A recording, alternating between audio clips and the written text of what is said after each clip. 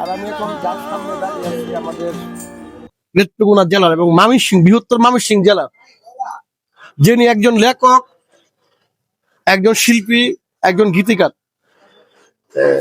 বাউল সালাম ভাইয়ের সাথে আমি দাঁড়িয়ে আছি।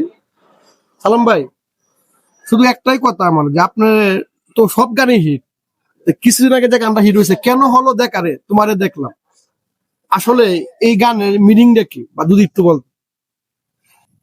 এটা হলো আমার জীবনের প্রথম ভালোবাসার যে একজন মেয়ে ছিল। আমি এক জায়গায় গানে গেছি, তো গিয়ে দেখলাম যে আমার ভাত খাওয়াই দিচ্ছে সেই মেয়েটার মতো। আমি দেখে অবাক হলাম যে হুবহু মানুষের মতো মানুষ কি হয়। এরপরে তারে দেখে আমি লিখলাম আর কি গানটা। আচ্ছা, আপনি কি জানেন এই গানটা দেশ বিদেশ এবং মানে আগে যত গান আছিল সবকটা টপকায় লাইছে, গানটা লেখার আগে কি আপনার কাছে ঠিক এরকম কি মনে হইতো যে না এই গানটা ঠিক এরকম হবে? না, গান কোনটা হিট করে এটা বলা যায় না, লেখার সময় বলা যায় না। এটা দর্শক কোনটা হিট করে নেয় বা দর্শক কোনটা কোন গানটা নিয়ে নেয়, এটা দর্শকের ব্যাপার।